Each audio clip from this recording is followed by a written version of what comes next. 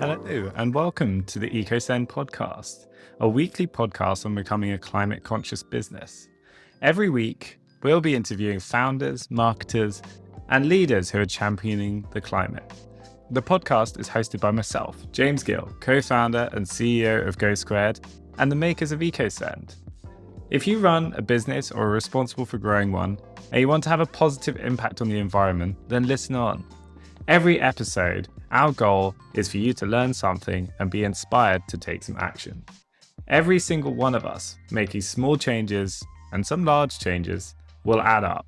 We're all in this together. So let's get on with the show. Thanks so much for listening. Now let's meet today's guest.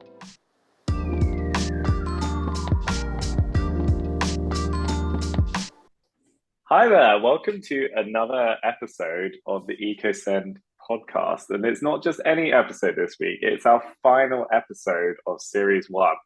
And because of that, we thought we'd try something a little bit different this week. And instead of me asking the questions, it's going to be my good friend here, Chris. So I'm going to stop talking now and hand it right over to Chris, who's going to take it away. Go for it, Chris. Thank you, James. Happy to be here. Happy to be turning the tables on you this time. So, firstly, if you happen to be tuning in just for the first time to the podcast, the EcoSend podcast, what is it all about? It's a platform where James has been interviewing founders, marketers, and leaders in sustainability, people in the space who are creating more climate community-focused businesses.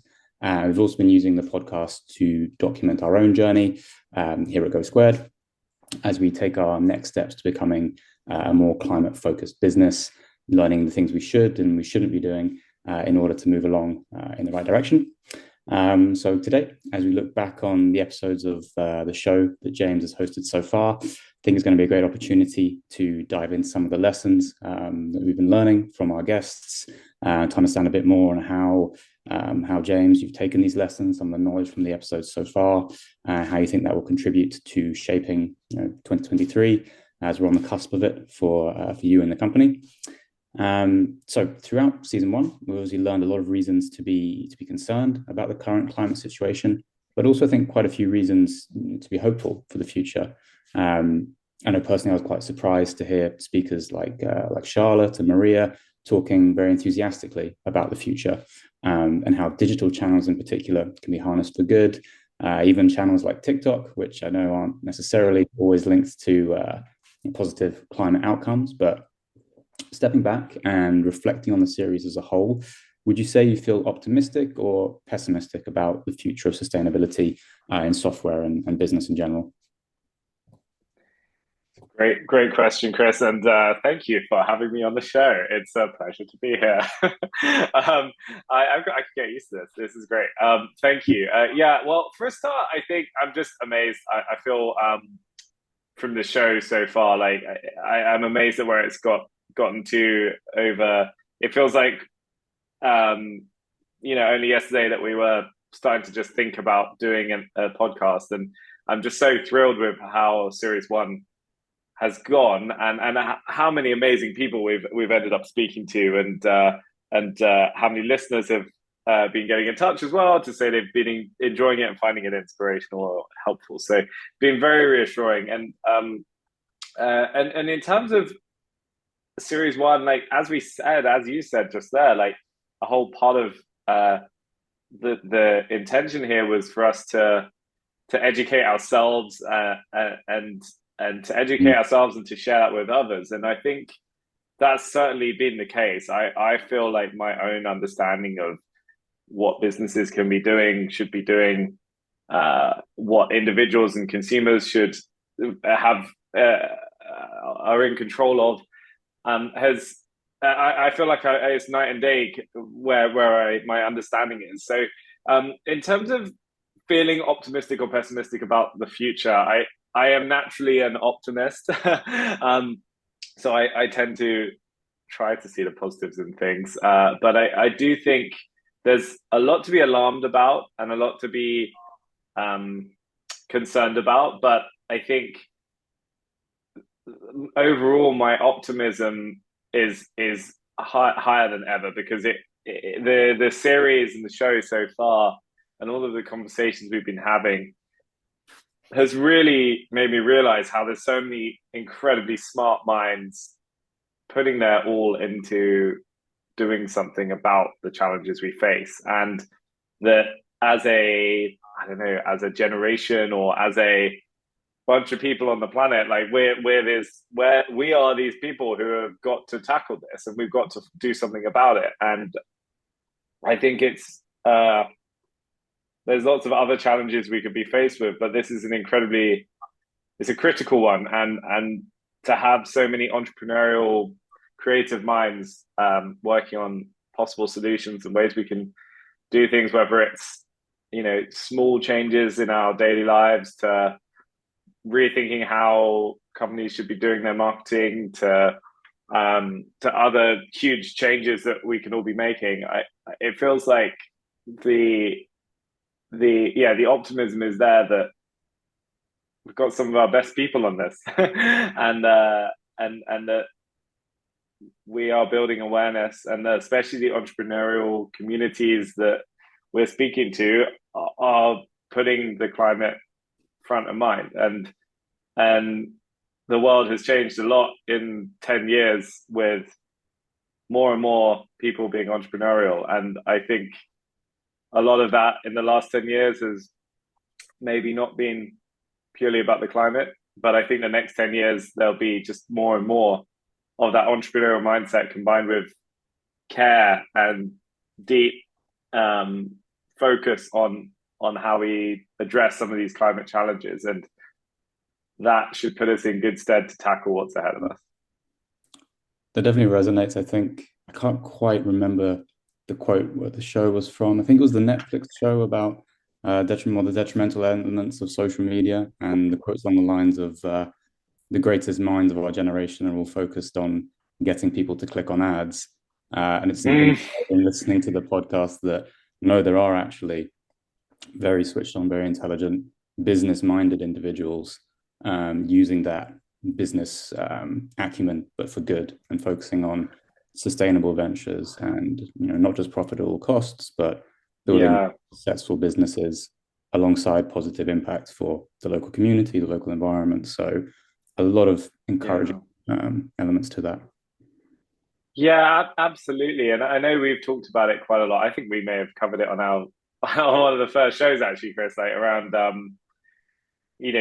business being for profit and charity being helping and doing good, and these two very separate worlds. And it doesn't have to be like that. And I think the podcast has shown that the more you go and explore and try to find more businesses that are doing the right thing, the more you find that there are many out there. And maybe that some of the challenges are really around the awareness and making sure we're supporting those businesses from every angle we can, and making those more the default than the businesses that put profit and growth above all else. And I think for all of us, whether we're businesses buying from other businesses or consumers, with the decisions of what we buy and how we spend our money, those are some big things I think to that hopefully everyone can be factoring in to the complex web of decision making we all make on a daily basis. But I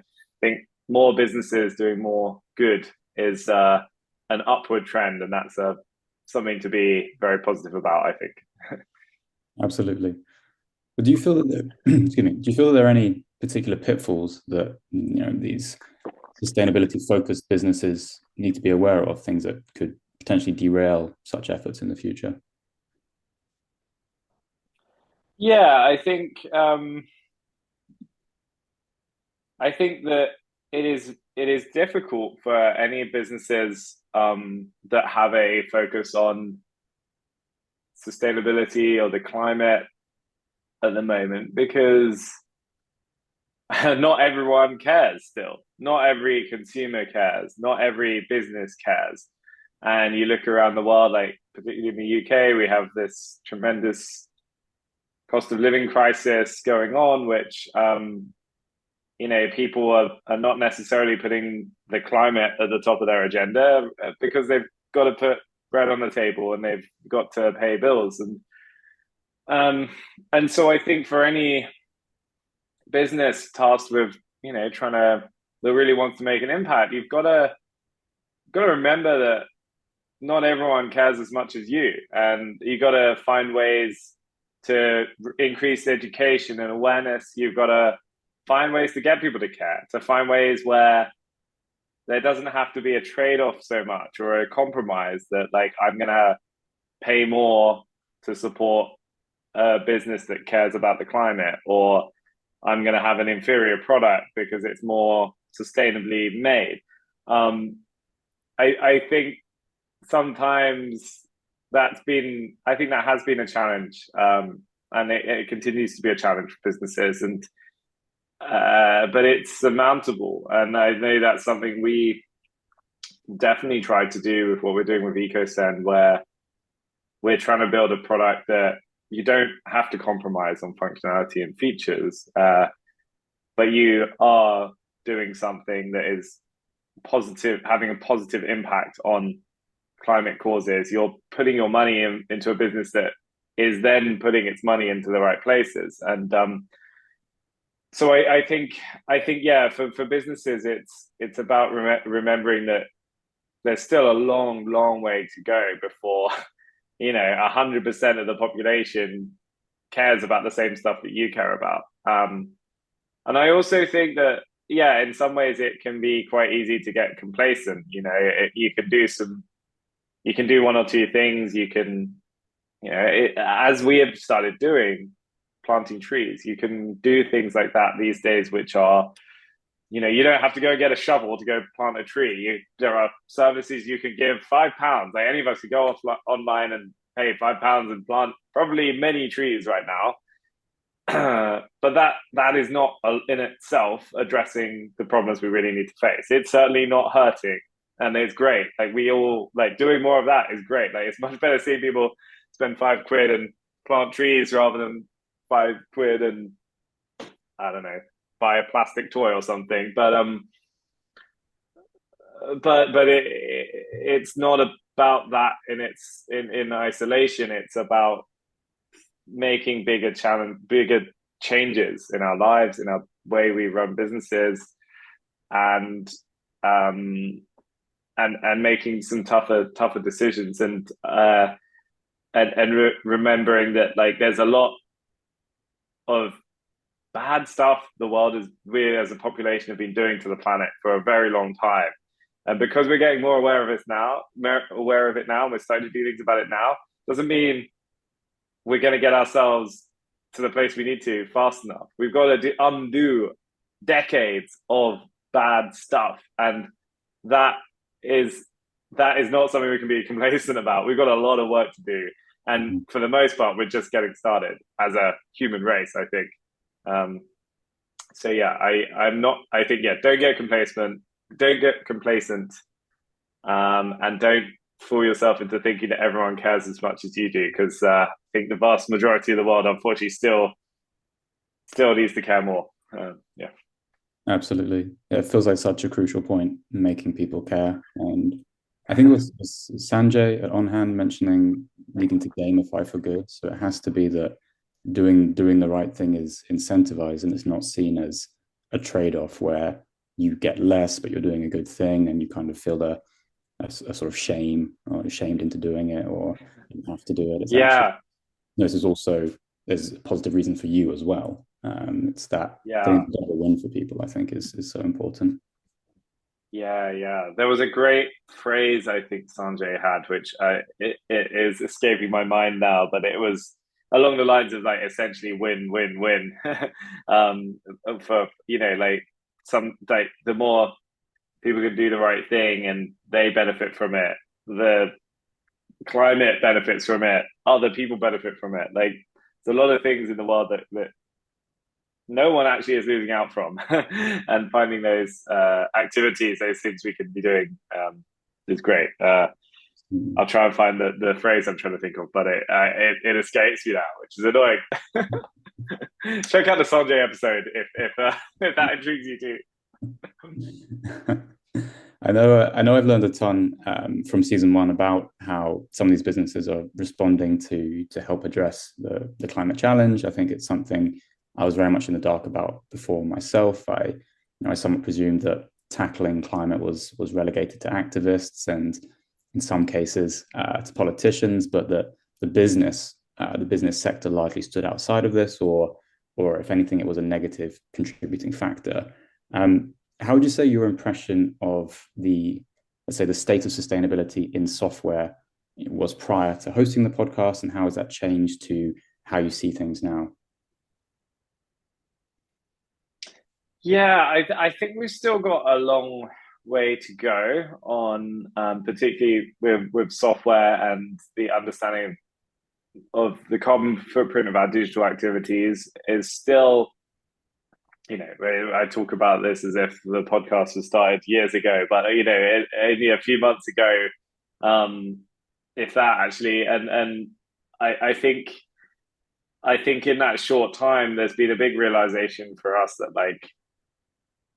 that there are people that are starting to make this a bigger deal. There are companies that are showing that this matters. There's seeing companies like Cloudflare doing things to help with optimizing page loads and how you crawl the web as a search indexer, and how to do that in a way that's more efficient, but also has very beneficial knock-on effects for the carbon footprint of doing that activity, which is to be using less computing resource.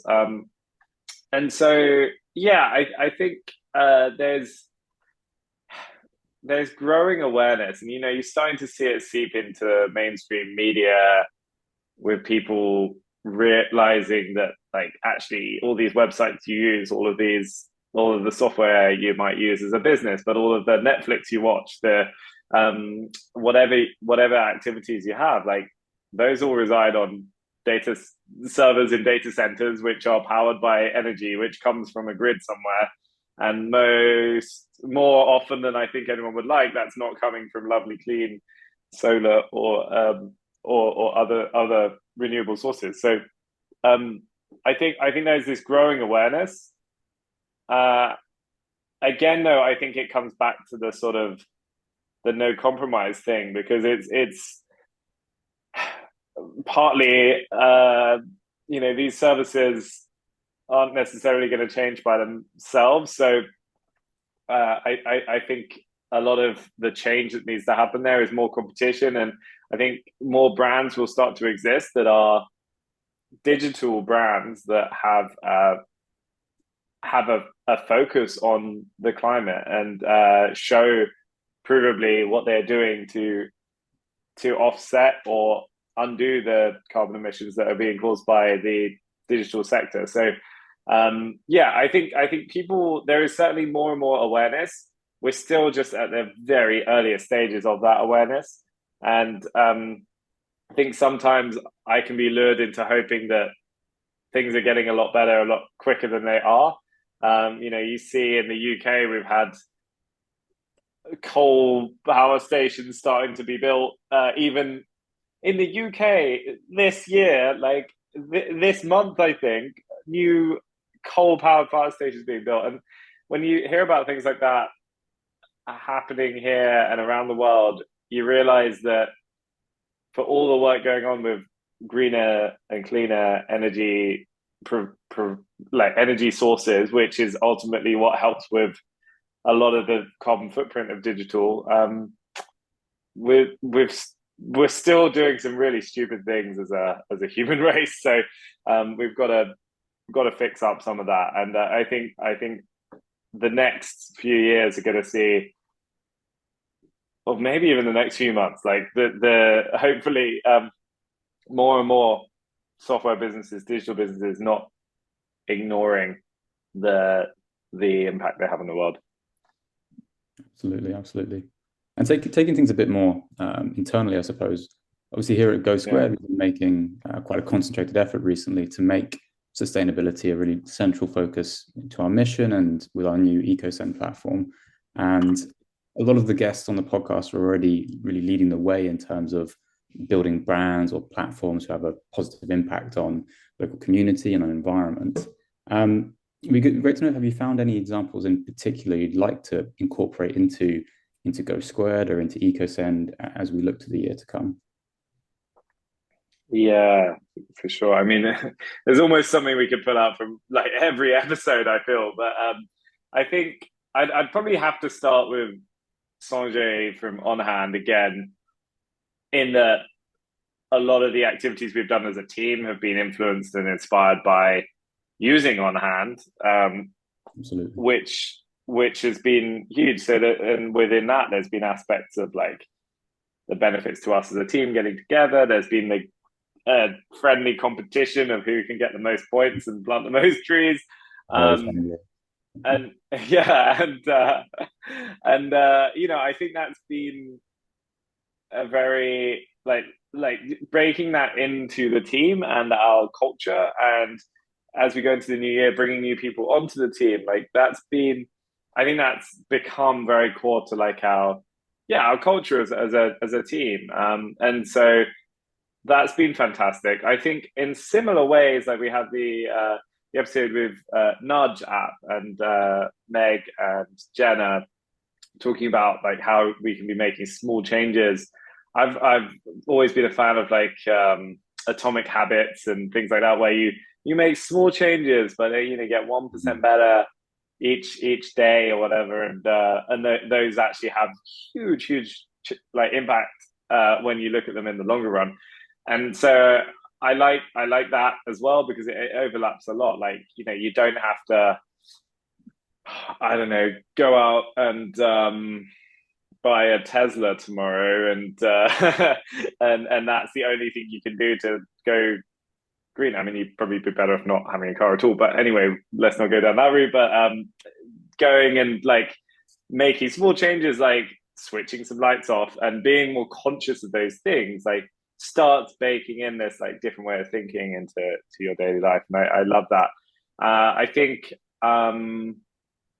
definitely some things. I know. I think it's Mona's episode, and maybe we talked about it with Maria as well. But talking about sort of greenwashing and as a business and as like people writing copy and doing marketing, making sure you're not saying the wrong things. And so there's been aspects of like learning more about the green claims code that we have here in the UK. But on the flip side of that, I think it was Mona who was talking about green hushing, and also as a business, like making sure you don't feel so afraid to speak about things that you don't say anything at all, and that overall we need to be more supportive of businesses trying to do the right thing, and and making sure that if people do say the wrong thing, that we don't come down on them with a ton of bricks. Like, be supportive, help people out, help each other out, because at the end of the day, more businesses, more people trying to do the right thing is what we all want. Um, and then I think the final one would be like, I know, I think we touched on it with Matt, the plant, and also Charlotte from Stories Behind Things.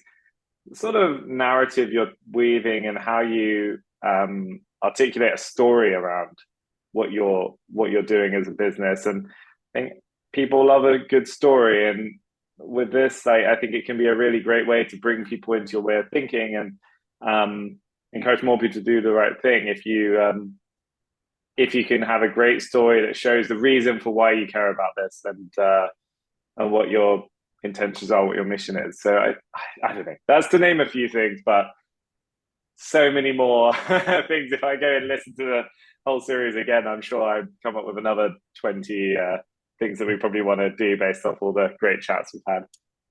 Amazing, amazing. I guess, you know, speaking of, you know, 2023, what would you say is your hope for the year to come? And so specifically, what do you think would need to happen for you to consider at this point in another 12 months time, the year to have been a success?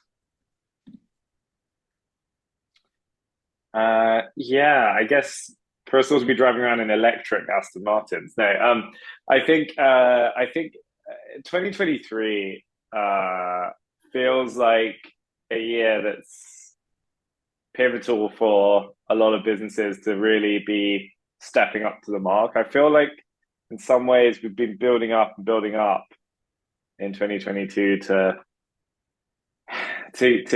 be raising awareness, to be the awareness of what's going on, I think is more than ever. And I think 2023, I'd love to see just a dramatic increase in the number of businesses that are putting the climate and sustainability and carbon offsetting, carbon removal, and and goodness knows what other causes, like at the front and center of what they're about. And I think in 2023 that is, I would hope that we get to the end of 2023 and we see like, wow, look at this. It's no longer people raising their eyebrows if you say that you're trying to tackle some of the challenges of the carbon footprint of digital activity. Like that's no longer a weird thing or a thing like, oh, really? I didn't know about that. If we can get to the end of the next year and people are like the more people than not, when we speak to them, are already aware of that and are already keen to do something about it, then that's going to be a great thing for everyone, I think. And yeah, I think for more and more businesses to realize that they don't need to go off and be a charity, or they don't need to put growth and profit above everything, or that growth and profit can coexist with doing more positive things for the world. And I think when you look at it, employees, team members want that. They want to be working for companies that care about that. As individuals, we all want that. As consumers, as people who are fortunate enough to inhabit the planet, we all want that. So I'm hoping that we will see that trend continue and increase in its momentum as next year goes on, I think. Fantastic. We'll see where we are this time next year, 20th of December. We'll have to, yeah, we'll have to check back in, huh? Thanks, James. Yeah. I suppose rounding things off, with the closing question, I imagine that spearheading the movement of our company into the sustainability space must be both exciting but also challenging. I think it'd be great to know if you have maybe any closing comments or suggestions for people out there who've maybe taken some inspiration from season 1 of the podcast and want to start incorporating their interest in tackling change or other causes into the working life, whether they are business leaders themselves or people just working in companies who want to bring that element of perhaps their personal life into their working life. Yeah, it's a great one to be finishing on, because I think it kind of builds on exactly why we've been doing the show for all the episodes we've done, and why we've been speaking to so many great people. Each person we've spoken to has given us something that we could take as advice, and I think there's probably a few that I would cover. One would be that there's more help out there than ever to run your business in a more sustainable way. There's more education, there's more advice, there's more software tooling out there to help you with that. And so you're not on your own, like trying to figure a lot of this out. And so I would probably say that, yeah, Googling around and even looking at some of the businesses from the people we've spoken to on the podcast so far is a great place to start.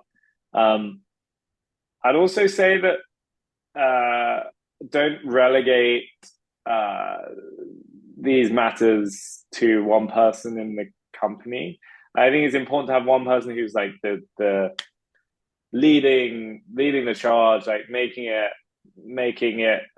their mission, but don't let it solely be that person that does anything about it. And I think from what we've seen, like Chris, you've done so much to drive our awareness of these causes, and break down barriers to make it easier for us to do something about the climate.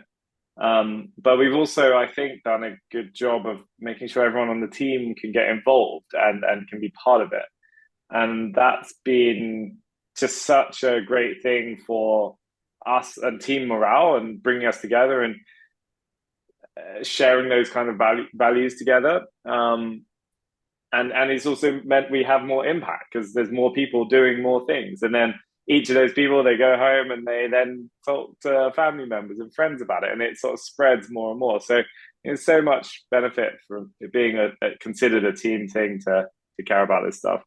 And then I think probably last but not least would be to just start small. And I think that's sort of the kind of advice for any sort of change you want to make in your life. Sometimes you can want to go all in and I don't know, like cut yourself off from the grid and build a turbine in your garden, and I don't know.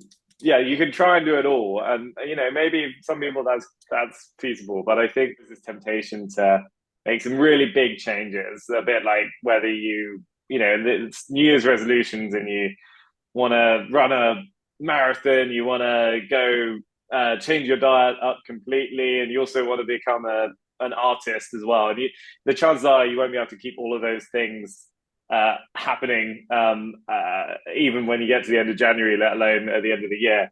And so, whereas if you start making smaller changes and incremental tweaks and changes, then that can be a much better way of starting to make change and keeping it and making it stick. And then as time goes on, adding and incrementally increasing what amount of change you're making in your life. And so I think, from some of the episodes we've had this season, like some of the small things have come from apps like On Hand or the Nudge app, where there are small tweaks. Like for us as individuals, it might be swapping out meals in the week, or it might be paying more attention to when you switching the lights off, or tasks like that. And for businesses, it could be, rather than changing everything about your business, it could be like just start by trying to get a team day together like we did, and go out into the local community, maybe try and help with improving the environment where you are locally, and start there. And if that goes well, then do another one the next month. And so, yeah, I think starting small would be probably the best advice anyone could give for wanting to make some big changes. And starting small, that doesn't mean you have to think small and act small, but it helps you get started, and hopefully leads to lasting change. So and to anyone out there, I'd also love to hear about it. Like, hopefully anyone out there that is either changing things about their business or that is changing anything in their own lives, like, it's the sort of thing we would love to hear about at GoSquared and what we're doing with EcoSend, and could be a great episode of the show for a future episode. So yeah, it's always great, and hopefully can provide support for more people doing that, and help each other out, and celebrate the changes people are making.